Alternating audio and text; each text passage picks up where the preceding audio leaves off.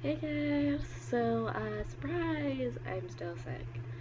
Yeah, not a surprise at all. Whenever I get like upper respiratory thingies, they tend to stick with me for a very long time before they give up and go away. But whatever. The good news is I took my exams and one went very well, one didn't go quite as well as I was hoping. But I think it's still okay. I think I got like at least a C on it, so that's all that matters. Anyways, this what I want to do in this channel is get more and more in depth about like lucid dream stuff, and I want to get more into teaching how to lucid dream because I think that'd be cool and interesting and yeah, and fun to do. By the way, check it out. I'm rocking my R2D2 dress and bow. Bow. Don't know if I've ever showed you guys that before on this channel, but here it is. Anyways, so today's vlog thingy is going to be all about sleep paralysis. And sleep paralysis is a very important concept to understand when you lucid dream or astral project. It is very important to understand what's going on. So, I told you I was still sick. So, okay. What it is. I think less than half of people have experienced at least one episode of sleep paralysis randomly in their lifetime, but basically what it boils down to is when you are in sleep paralysis, let's backtrack a second. So you go to bed every single night and you go through the phases of sleep. And once you hit REM sleep, which is where you do most of your intense dreaming stuff, this is where lucid dreams happen. It's kind of the deep sleep, and your body is very deep in sleep, but your mind is very active still. And what happens is, while you're dreaming, your body secretes a couple different hormones, and what those hormones do is they temporarily paralyze all your muscles so you cannot move and act out your dreams. And it kind of prevents you just from acting out your dreams and accidentally hurting yourself. If you're thinking about sleepwalking, no, sleepwalking is a different story that maybe we'll cover in a future video, but this has nothing to do with sleepwalking and stuff. So yeah, and this happens every single night. So every single night, when you hit REM sleep and you're dreaming, your body is paralyzed, except for like your eyes, which move like back and forth rapidly beneath your eyelids, hence the rapid eye movement sleep, hence REM sleep, hence REM sleep. Yeah. So yeah, it happens and it's totally normal. It happens to everyone every single night when they sleep. And it's just how your body protects itself from you accidentally hurting yourself while you're dreaming. And what happens is sometimes people will wake up and their minds and their brains will be awake, but their bodies will still be asleep. And this is where sleep paralysis comes in.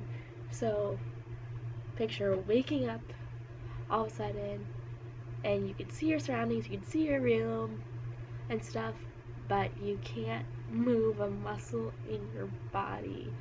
Oh my god, so scary, right? Yeah, it's a really scary feeling, especially when you don't know what it is. It's a little less scary if you understand what's going on. But yeah, you wake up and you can't move. And it only lasts for about a minute, up to a minute. But, I mean, come on, sometimes if you're laying there paralyzed, and it's super scary, it might feel longer than that. But it's only about a minute, and it will always end. You'll never get stuck there. You'll be okay, I promise.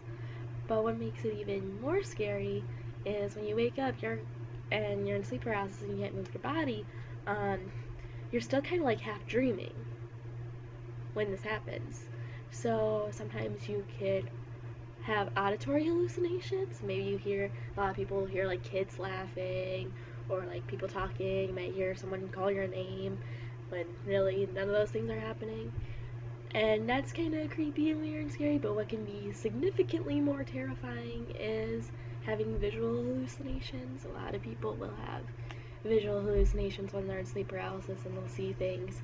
And a lot of times, they'll see scary things. They'll see like demons or witches or ghosts or dark, shadowy figures, dark entities. Some people will even hallucinate that, a shadow figure is just like sitting on their chest and then like choking them, and they'll even feel like the pressure on their chest. They'll feel like they're being suffocated.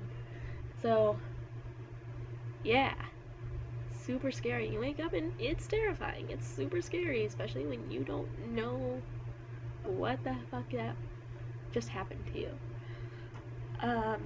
I do want to note that not all hallucinations are scary like that.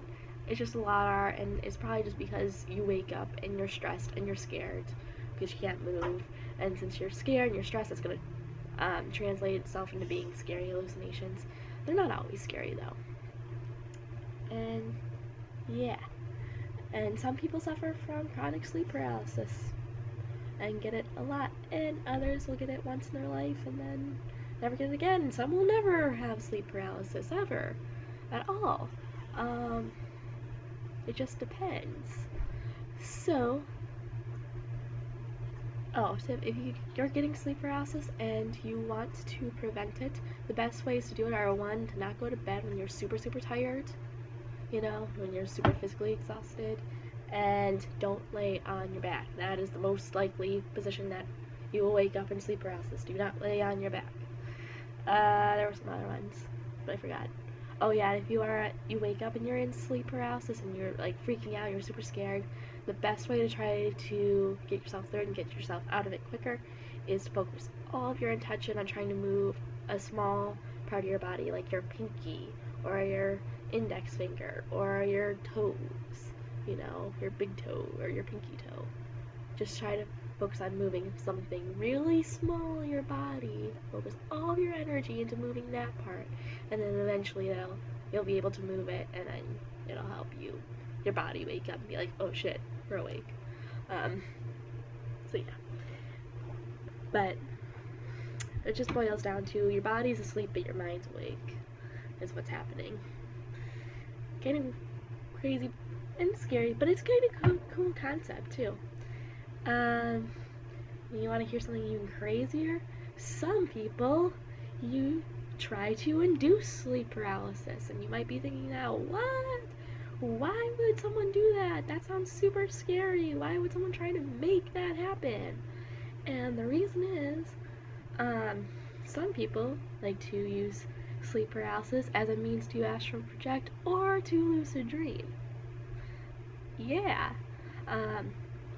Inducing sleep paralysis to lucid dream is also usually known as the WILD technique, the WILD technique, which stands for wake-induced lucid dreams. And that basically happens is someone will go to bed, they'll lay flat on their back, and they'll stay totally still. Maybe they'll listen to meditation music, maybe they won't. And they basically trick their body into falling asleep, but their mind is still awake. So once their body starts to sleep, their mind is fully conscious of the whole experience of falling asleep. So then, once they start to enter their dreams, they'll know they're dreaming.